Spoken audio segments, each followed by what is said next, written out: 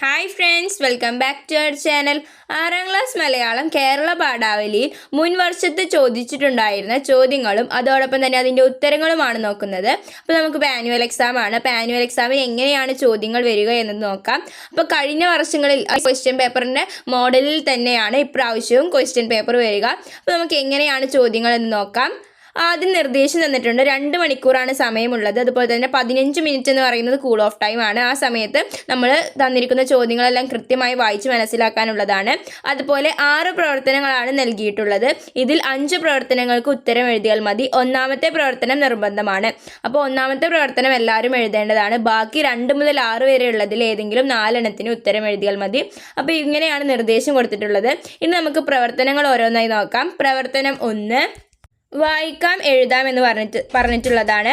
അതായത് ഇവിടെ ഒരു ഖണ്ഡിക കൊടുക്കും. അതിനുശേഷം അത് നന്നായി വായിച്ച് മനസ്സിലാക്കിയതിന് ശേഷം അതിന് താഴെ കൊടുത്തിരിക്കുന്ന ചോദ്യങ്ങൾക്ക് ഉത്തരം എഴുതാനാണ് പറഞ്ഞിരിക്കുക. അപ്പോൾ ഇങ്ങനെ ആയിരിക്കും എല്ലാ ചോദ്യങ്ങളുടെയും ചോദ്യപേപ്പറിൻ്റെയും ആദ്യം ഉണ്ടാകുന്ന പ്രവർത്തനം മലയാളത്തിൽ. അപ്പോൾ നമുക്കിത് വായിച്ച് നോക്കാം. സത്യൻ അന്തിക്കാട് ഒരു അന്തിക്കാടൻ കൃഷി അനുഭവം എന്നതിൽ നിർത്തിയിട്ടുള്ള ഒരു ഭാഗമാണ് ഇവിടെ കൊടുത്തിരിക്കുന്നത്. ഞാൻ സ്കൂളിൽ പഠിക്കുന്ന കാലം അന്നും വീട്ടുചെലവിനുള്ള നെല്ല് കിട്ടാവുന്ന കൃഷിയുണ്ട്. അമ്മയാണ് കൃഷിക്കാരി. കാലുള്ള ഒരു വലിയ കുടയുമായാണ് അമ്മ പാടത്ത് പോവുക. വാസ്തവത്തിൽ അതൊരു അഭംഗിയായിരുന്നു. സ്ത്രീകൾ എപ്പോഴും ലേഡീസ് കുട ചൂടി നടക്കുന്നത് കാണാനാണ് ചന്തം. അമ്മ മുന്നിൽ നടക്കും, പിന്നിൽ വാലായി ഞാനും. വെള്ളം നിറഞ്ഞ് പുഴ പോലെ കിടക്കുന്ന ഇടത്തോടിൻ്റെ അരികിൽ കന്നുപൂട്ടുകാരും കാളകൾക്കു പോകാനുള്ള വീതിയേറിയ വരമ്പിലൂടെയാണ് നടത്തം. ഇരുവശത്തും പെണ്ണുങ്ങൾ ഞാറു പറിക്കുകയും നടുകയുമൊക്കെ ചെയ്യുന്നുണ്ടാകും. കള്ളിമുണ്ടും ബ്ലൗസുമാണ് പ്രധാന വേഷം. ചുരിദാറും നൈറ്റിയുമൊന്നും ഞങ്ങളുടെ നാട്ടിൻ പുറത്തേക്ക് അന്ന് എത്തി നോക്കിയിട്ടില്ല. നടക്കുന്നതിനിടയിൽ പാടത്ത് പല ഭാഗത്തു നിന്ന് നാറ്റുപാട്ട് കേൾക്കാം. ഒരാൾ പാടി കൊടുക്കും, മറ്റുള്ളവർ ഏറ്റുപാടി. ജോലിയുടെ ക്ഷീണം മാറിയിരിക്കാനാണ് അവർ പാടുന്നതെന്ന് അമ്മ പറഞ്ഞിട്ടുണ്ട്. വടക്കൻ പാട്ടിലെ കഥകളാണ് അധികവും. കൊയ്ത്തുകാലത്തും പാട്ടിനൊരു പഞ്ഞവും ഉണ്ടാകില്ല. കൃഷി മലയാളിയുടെ ഉത്സവമായിരുന്ന കാലമായിരുന്നു അത്. അപ്പോൾ ഇവിടെ എന്താണ് പറയുന്നത്, സത്യൻ അന്തിക്കാട് തൻ്റെ അമ്മയുമായി പാടത്തേക്ക് പോകുകയും അവിടെ കണ്ടിട്ടുണ്ടായിരുന്ന കാഴ്ചകൾ അതിമനോഹരമായി അവതരിപ്പിച്ചിരിക്കുകയാണ് ഇവിടെ. ഇനി ഇതുമായി ബന്ധപ്പെട്ടുള്ള ചോദ്യങ്ങളാണ് താഴെ കൊടുത്തിരിക്കുന്നത്. 1ാമത്തെ ചോദ്യം, സത്യൻ അന്തിക്കാടിൻ്റെ വീട്ടിൽ ആരുടെ മേൽനോട്ടത്തിലാണ് കൃഷി നടത്തിയിരുന്നത്? സത്യൻ അന്തിക്കാടിൻ്റെ പണിക്കാരികളുടെ, അമ്മയുടെ. ആരുടെയാണ് ഉത്തരം? അമ്മയുടെ. 2ാമത്തെ ചോദ്യം, അഭംഗിയാണ് എന്ന് സൂചിപ്പിക്കുന്നത് എന്തിനെയാണ്? അമ്മ പാടത്ത് പോകുന്നത്, അമ്മ കാലുള്ള വലിയ കുട ചൂടുന്നത്, കളിമുണ്ടും ബ്ലൗസും ധരിക്കുന്നത്. ആരാണ് അഭംഗിയ? ഉത്തരം, അമ്മ കാലുള്ള വലിയ കുട ചൂടുന്നത്. കൃഷിപ്പണിയെടുക്കുന്ന സ്ത്രീകൾ ജോലിക്കിടയിൽ പാട്ടുപാടുന്നത് എന്തിനു വേണ്ടിയാണ്? ക്ഷീണം അറിയാതിരിക്കാൻ, അമ്മയെ രസിപ്പിക്കുന്നതിന്, പരിചയം പുതുക്കുന്നതിന്. എന്തിനാണ്? ഉത്തരം, ക്ഷീണം അറിയാതിരിക്കാൻ. 4ാമത്തെ ചോദ്യം, ഈ ഖണ്ഡികയിൽ സൂചിപ്പിച്ചിരിക്കുന്ന ഏത് കൃഷിയെ പറ്റിയാണ്? തെങ്ങ്, വാഴ, നെല്ല്. ഏതിനെ കുറിച്ചാണ് പറയുന്നത്? നെല്ല്. 5ാമത്തെ ചോദ്യം, ചന്തം എന്നതിന് സമാന പദം ഏത്? ക്ഷീണം, ഭംഗി, പന്നം. ഏതാണ്? ഭംഗി. അപ്പോൾ ഇങ്ങനെയാണ് ഇതിന് ഉത്തരം എഴുതേണ്ടത്. അപ്പോൾ 1ാമത്തെ പ്രവർത്തനം എല്ലാ ചോദ്യപേപ്പറിൽ ഇതുപോലെ, അതായത് ഖണ്ഡിക അല്ലെങ്കിൽ കവിത അത് വായിച്ചിട്ട് അതിന് താഴെ ഉത്തരം എഴുതാനാണ് ഉണ്ടാവുക. അപ്പോൾ അത് എളുപ്പത്തിൽ നമുക്ക് ഉത്തരം കണ്ടെത്താൻ കഴിയുന്നതാണ്. അത് നന്നായി വായിക്കാൻ നിങ്ങൾ ശ്രദ്ധിക്കണം. ഇനി അടുത്ത പ്രവർത്തനം 2. അതിലെ ചോദ്യം വർണ്ണന തയ്യാറാക്കാം എന്നതാണ്. ക്ലാസ് പതിപ്പിലേക്കായി സന്ധ്യാസമയത്തെ കാഴ്ചകളുടെ വർണ്ണന തയ്യാറാക്കുകയാണ് സ്നേഹ. അപ്പോൾ സ്നേഹ വർണ്ണന തയ്യാറാക്കുകയാണ്. ടെറസിൽ നിന്നുള്ള ദൂരക്കാഴ്ചയിൽ നിറയുന്ന ദൃശ്യങ്ങൾ അവൾ എഴുതാൻ തുടങ്ങി. അപ്പോൾ ആ വർണ്ണനയാണ് ഇവിടെ 2 വരിയിൽ കൊടുത്തിരിക്കുന്നത്. അപ്പോൾ നമുക്കത് വായിച്ചു നോക്കാം. ആകാശത്താര ഒളിഞ്ഞിരുന്ന ചുവപ്പും കുങ്കുമവും മഞ്ഞയും സ്വർണ്ണ നിറവും ഒക്കെ വാരി പൂശിയ പോലെ എന്തൊരു തുടുപ്പുമാണ് സൂര്യൻ. സ്നേഹ എഴുതുന്ന മനോഹര കാഴ്ചകളെ പൂർത്തിയാക്കുക, സഹായിക്കുക. അപ്പോൾ ഇവിടെ ഇതിലാകെ 2 വരികളാണ് സ്നേഹ എഴുതിയിട്ടുള്ളത്. അപ്പോൾ ഇത് കൂട്ടിച്ചേർത്തിട്ട് നിങ്ങളോട് വർണ്ണന പൂർത്തീകരിക്കാനാണ് പറഞ്ഞിട്ടുള്ളത്. അപ്പോൾ നിങ്ങൾ ആലോചിക്കുക, നിങ്ങൾ സന്ധ്യാസമയത്ത് ടെറസിൽ നിന്ന് ദൂരേക്ക് നോക്കുമ്പോൾ നിങ്ങൾ എന്തൊക്കെ കാഴ്ചകളാണ് കാണുക, അതുപോലെ ഇതിന് അനുയോജ്യമായിട്ടുള്ള കാഴ്ചകളാണോ അത് എങ്കിൽ അത് എഴുതി ചേർക്കാനാണ് പറഞ്ഞിട്ടുള്ളത്. അപ്പോൾ നമുക്കിതിൻ്റെ ഒരു വർണ്ണന നോക്കാം. അപ്പോൾ നമുക്ക് എഴുതാം. മലനിരകൾക്കിടയിലൂടെ ചുവന്ന സൂര്യൻ താഴെ ഇറങ്ങി, കാഴ്ച അതിമനോഹരമാണ്.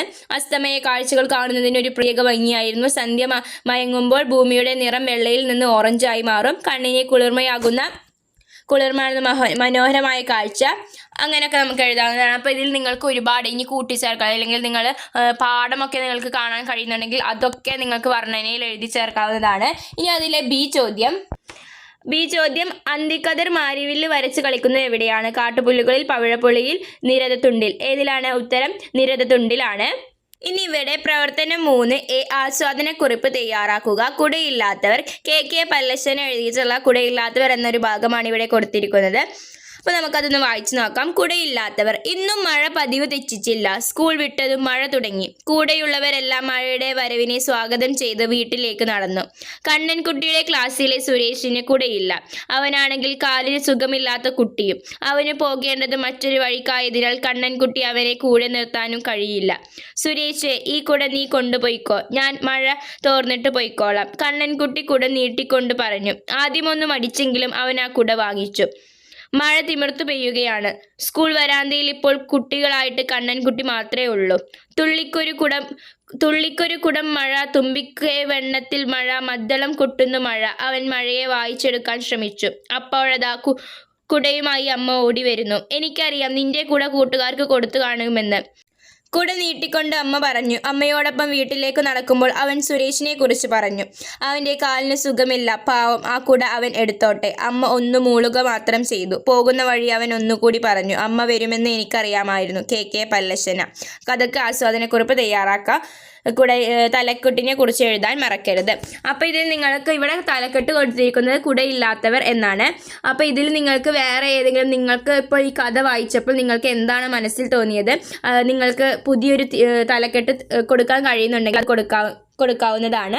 അപ്പോൾ കൊടുത്തിട്ടുണ്ടെങ്കിൽ അതിനെക്കുറിച്ചിട്ടും എഴുതണം. അതായത് ആദ്യം കഥയെക്കുറിച്ച് എഴുതുക, അതിനുശേഷം ഒന്നില്ലെങ്കിൽ ഈ കുടയില്ലാത്തവർ എന്ന് പറയുന്ന തലക്കെട്ടിനെ കുറിച്ചിട്ടും, അല്ലെങ്കിൽ നിങ്ങൾക്ക് ഇഷ്ടപ്പെട്ട മറ്റെന്താണ് നിങ്ങൾ കൊടുത്തത് അതിനെക്കുറിച്ചും നിങ്ങൾക്ക് എഴുതാവുന്നതാണ്. അപ്പോൾ നമുക്ക് എങ്ങനെ എഴുതാം? ആസ്വാദനക്കുറിപ്പ്. കുടയില്ലാത്തവർ എന്ന കഥയിൽ കണ്ണൻ്റെ സ്നേഹത്തിൻ്റെ മാധുര്യമാണ് നാം കാണുന്നത്. കുടയില്ലാത്ത കൂട്ടുകാരന് കുട കണ്ണൻ നൽകുമ്പോൾ സ്നേഹത്തിൻ്റെ പൊരുമഴയാണ് നാം നനഞ്ഞു കുതിരുന്നത്. കവിതയുടെ തലക്കെട്ടും ആശയവുമായി ചേർന്ന് നിൽക്കുന്നതാണ് എന്ന് പറയാം. എല്ലാവർക്കും വളരെ വേഗം ആശയം ഉൾക്കൊള്ളാൻ കഴിയുന്ന വിധം വളരെ ലളിതമായ വാക്കുകൾ കൊണ്ട് സമൃദ്ധമായ കുടയില്ലാത്തവൻ എന്ന ഈ കഥ സ്നേഹത്തിൻ്റെ മഹത്വം വിളിച്ചോതുന്ന എല്ലാ മനുഷ്യരും നമ്മുടെ കൂടപ്പിറപ്പുകളാണെന്ന് നമ്മെ പഠിപ്പിക്കുന്നു. വായനക്കാരെ മനസ്സിൻ്റെ കൂടെ ചൂടിപ്പിക്കുന്ന ഈ കഥ ഒരിക്കൽ വായിച്ചാൽ തന്നെ നമ്മുടെ മനസ്സിൽ മായാതെ കിടക്കും. സുഹൃത്തിനോടുള്ള സ്നേഹത്തോടൊപ്പം തന്നെ നമ്മുടെ മുന്നിൽ മായാതെ നിൽക്കുന്നതാണ് അമ്മയുടെ ചിത്രം. മകൻ സ്വന്തം കുട കൂട്ടുകാരന് കൊടുത്തു നനഞ്ഞിട്ടാണ് വരിക എന്ന് അമ്മ മുൻകൂട്ടി കണ്ട് കുടയുമായി കാത്തു നിൽക്കുന്ന സ്നേഹത്തിൻ്റെ മറ്റൊരു മുഖം നമുക്ക് കാണാം. അപ്പോൾ ഇങ്ങനെ നമുക്ക് എഴുതാവുന്നതാണ്. അപ്പോൾ ഇനി നിങ്ങൾക്ക് ഇതിൽ എന്തെങ്കിലും കൂട്ടിച്ചേർക്കുക ഉണ്ടെങ്കിൽ അതും കൂടി നിങ്ങൾക്ക് കൂട്ടിച്ചേർത്ത് ആസ്വാദനക്കുറിപ്പ് ഒന്നും കൂടി വലുതാക്കാവുന്നതാണ്. അതിലെ ബി ചോദ്യം കാഴ്ചവെക്കുവാൻ മുത്തുകളെ ഏന്തി നിൽക്കുന്നത് ആരാണെന്നാണ് സാധ്യം എന്ന കവിതയിൽ പറയുന്നത്. അപ്പോൾ സാധ്യം എന്ന കവിത നമുക്ക് അറിയാവുന്നതാണ്. അപ്പോൾ അതിൽ കാഴ്ചവെക്കുവാൻ മുത്തുകളെ ഏന്തി നിൽക്കുന്നത് ആരാണ്? മുല്ലപ്പൂക്കൾ, ചെമ്പകങ്ങൾ, കാട്ടുപുല്ലുകൾ. ഏതാണ് ഉത്തരം? കാട്ടുപുല്ലുകൾ. ഈ പ്രവർത്തനം 4 താരതമ്യക്കുറിപ്പ് തയ്യാറാക്കുക എന്നതാണ്. അപ്പോൾ ഇവിടെ ആഗ്രഹം, ശ്രീഷിത എഴുതിയിട്ടുള്ള ആഗ്രഹം എന്നൊരു കവിത കൊടുത്തിട്ടുണ്ട്. കവിതയിലൂടെ ശ്രീഷിത പറയുന്ന കാര്യങ്ങൾ വായിച്ചുവല്ലോ. സാധ്യം എന്ന കവിതയിലൂടെ പ്രകൃതിയുടെ മനോഹര ദൃശ്യങ്ങൾ നാം പരിചയപ്പെട്ടു. 2 കവിതകളെയും താരതമ്യം ചെയ്ത് കുറിപ്പ് തയ്യാറാക്കുക. അപ്പോൾ ഇവിടെ ഈ കവിത നിങ്ങൾ വായിച്ചു നോക്കുക. എന്നിട്ട് അതിൽ നിന്ന് നിങ്ങൾക്ക് എന്താണ് മനസ്സിലായത്, ആ കവിത നമ്മോട് പറയുന്നത് എന്താണെന്ന് നിങ്ങൾ മനസ്സിലാക്കിയതിന് ശേഷം സാധ്യമെന്ന് നമ്മൾ പഠിച്ചിട്ടുണ്ടായിരുന്ന സാധ്യമെന്ത് എന്ന് പറയുന്ന കവിതയും ഈ കവിതയും തമ്മിൽ താരതമ്യം ചെയ്തിട്ട് കുറിപ്പ് എഴുതാനാണ് പറഞ്ഞിട്ടുള്ളത്. അപ്പോൾ ആദ്യം നിങ്ങൾ എന്ത് ചെയ്യണം? സാധ്യമെന്ന കവിതയുടെ ഒരു ആശയം എഴുതുക. അതിനുശേഷം അടുത്ത പാരഗ്രാഫ്, അടുത്ത ഖണ്ഡികയായിട്ട് ഇപ്പോൾ നമ്മൾ വായിച്ചിട്ടുണ്ടായിരുന്ന ആഗ്രഹം എന്ന് പറയുന്ന കവിത നമ്മൾ എഴുതുക. അതിനെക്കുറിച്ച് അതിൻ്റെ ആശയങ്ങളെല്ലാം ഉൾക്കൊണ്ടിച്ച് ഒരു ഖണ്ഡിക എഴുതുക. അതിനുശേഷം ഇവ രണ്ടും കൂടി താരതമ്യം ചെയ്തിട്ട് ഇവ രണ്ടും നമ്മളോട് എന്ത് കാര്യമാണ് സൂചിപ്പിക്കുന്നത്, അങ്ങനെ നിങ്ങൾ താരതമ്യക്കുറിപ്പ് എഴുതുക. ഇനി അതിലെ ബി ചോദ്യം, പുഴ എന്ന പാഠഭാഗത്ത് കല്ലായി പുഴയാണ്, അഴിമുഖം അകലെ കാണാം എന്ന വാക്യമുണ്ട്. എന്താണ് അഴിമുഖം? പുഴയുടെ ഉറവിടം, പുഴ കടലിൽ ചേരുന്ന ഭാഗം, കടലോരം. എന്താണ് അഴിമുഖം? ഉത്തരം പുഴ കടലിൽ ചേരുന്ന ഭാഗം. ഇനി പ്രവർത്തനം 5 അനുഭവക്കുറിപ്പ്. എം കൃഷ്ണദാസ് എഴുതിയിട്ടുള്ള ഓർമ്മ എന്ന കീറക്കടലാസ് എന്നതിൽ നിന്നെടുത്തിട്ടുള്ള ഒരു ഭാഗമാണ് ഇവിടെ കൊടുത്തിരിക്കുന്നത്. അപ്പോൾ നമുക്കതൊന്ന് വായിച്ചു നോക്കാം. പുറത്ത് മഴ ചാറുന്നുണ്ട്. ഞാൻ എൻ്റെ ഓലക്കുട മറന്നില്ല. കാവിൻപടിയിൽ നിന്നുള്ള വീതിയുള്ള വരമ്പ് ചെന്നെത്തുന്നത് മൺ റോഡിലേക്കാണ്. വെള്ളിപ്പല്ലുകൾക്കിടയിലൂടെ ചവിട്ടി വഴി നിറയെ ചെളിയാണ്. ഞാറു നട്ടിട്ടേറെയാകാത്തത് കൊണ്ട് കണ്ടങ്ങളിൽ ചെളിവെള്ളം നിറഞ്ഞിരുന്നു. വരമ്പിലെ വീതി കൂടിയ കാഴായ ഞാൻ പണിപ്പെട്ടു ചാടിക്കടന്നു. വഴുതി വീഴാതെ റോഡിലേക്ക് ചെന്നു കയറിയപ്പോൾ മഴ തുടങ്ങി. ഓലക്കുട ഉയർത്തിപ്പിടിച്ച് താളം കെട്ടി നിൽക്കുന്ന ചെളിവെള്ളം തട്ടിത്തെറിപ്പിച്ചുകൊണ്ട് സ്കൂളിലെത്തിയപ്പോഴേക്ക് പ്രാർത്ഥന തുടങ്ങിയിരുന്നു. മഴ കാരണം കുറേ ദിവസങ്ങളായി അസംബ്ലിയില്ല. മഴ നനഞ്ഞ് ഈറനായ കുപ്പായത്തിൻ്റെ തണുപ്പ് ഒന്നുമാകാതെ പിരീഡിൻ്റെ മുഴുവൻ എന്നെ അലസപ്പെടുത്തി. അപ്പോൾ ഞാൻ അടുത്തിരുന്ന ചങ്ങാതിമാരുടെ അടുത്തേക്ക് പറ്റിയിരുന്നു. കാഴായ എന്ന് പറയുന്നത് വെള്ളം പോവാനുള്ള ചെറിയ ചാലെന്നാണ്. ഇതുപോലെയുള്ള അനുഭവങ്ങൾ നിങ്ങൾക്കും ഉണ്ടാവുമല്ലോ. നിങ്ങളുടെ രസകരമായ മഴക്കാല അനുഭവം എഴുതുക. അപ്പോൾ ഇവിടെ എം കൃഷ്ണദാസിൻ്റെ ഒരു ചെറിയ മഴക്കാല അനുഭവമാണ് ഇവിടെ പറഞ്ഞത്. അപ്പോൾ ഇതുപോലെ നമുക്കും ഒരുപാട് മഴയെക്കുറിച്ചുള്ള അനുഭവം ഉണ്ടാകും. കാരണം മഴയൊക്കെ തുടങ്ങുന്നത് നമ്മുടെ സ്കൂൾ തുറക്കുന്ന സമയത്തൊക്കെ ആകും. അപ്പോൾ അതിനെക്കുറിച്ച് നിങ്ങൾക്ക് ഇപ്പോഴും നിങ്ങൾ ഓർക്കുന്ന ഒരു മഴയനുഭവം നിങ്ങളോട് എഴുതാനാണ് പറഞ്ഞിട്ടുള്ളത്. ഇനി അതിലെ ബി ചോദ്യം, പിളർപ്പിൻ്റെ വക്കിൽ കിടന്ന തുരുത്തുകൾ അനർഗളമായി വരുന്ന ജലപ്രവാഹത്തിന്റെ മുറിക്കുന്നു. അനർഗളമായി എന്ന പദത്തിന്റെ അർത്ഥം എന്ത്? തടസ്സം കൂടാതെ ഇടയ്ക്കിടക്ക് ശക്തിയായി. എന്താണ് അതിന്റെ അർത്ഥം? ഉത്തരം തടസ്സം കൂടാതെ. ഈ അവസാനത്തെ പ്രവർത്തനമായിട്ടുള്ള പ്രവർത്തനം 6 വിശകലന കുറിപ്പ് തയ്യാറാക്കുക. കൗമാര പ്രായത്തിൽ മഹാഭൂരിപക്ഷത്തിൻ്റെയും കയ്യിൽ മൊബൈൽ ഫോൺ ഉണ്ട്. മിക്ക വീടുകളിലും ടെലിവിഷനുമുണ്ട്. കമ്പ്യൂട്ടറിൻ്റെ ഉപയോഗവും വ്യാപകമായിട്ടുണ്ട്. ഇങ്ങനെ തങ്ങളുടെ ശ്രദ്ധയും സമയവും അപഹരിക്കാൻ ശേഷിയുള്ള പുതിയ വസ്തുക്കളുമായുള്ള ഹൃദയബന്ധം പുലർത്തുന്നവർക്ക് പുസ്തകങ്ങളോട് പഴയ തലമുറക്ക് തോന്നിയതുപോലുള്ള ആഭിമുഖ്യം ഉണ്ടാവുക എളുപ്പമല്ല. പുസ്തകങ്ങൾക്ക് മാത്രം നൽകാൻ കഴിയുന്ന അനുഭവങ്ങളുടെ അറിവിൻ്റെയും ലോകത്വവുമായി ചെറിയ പ്രായത്തിൽ തന്നെ പരിചയപ്പെട്ടു കഴിഞ്ഞാൽ ആജീവനാന്തം ആ ബന്ധം നിലനിൽക്കും. എൻ പ്രഭാകരൻ. അപ്പോൾ ഇപ്പോഴത്തെ കുട്ടികളുടെ അവസ്ഥയെ കുറിച്ചിട്ടാണ് ഇവിടെ പറയുന്നത്. പുതിയ തലമുറയുടെ വായനയെ പറ്റിയുള്ള അഭിപ്രായം വായിച്ചുവല്ലോ. ഈ അഭിപ്രായം വിശകലനം ചെയ്ത് കുറിപ്പ് തയ്യാറാക്കുക.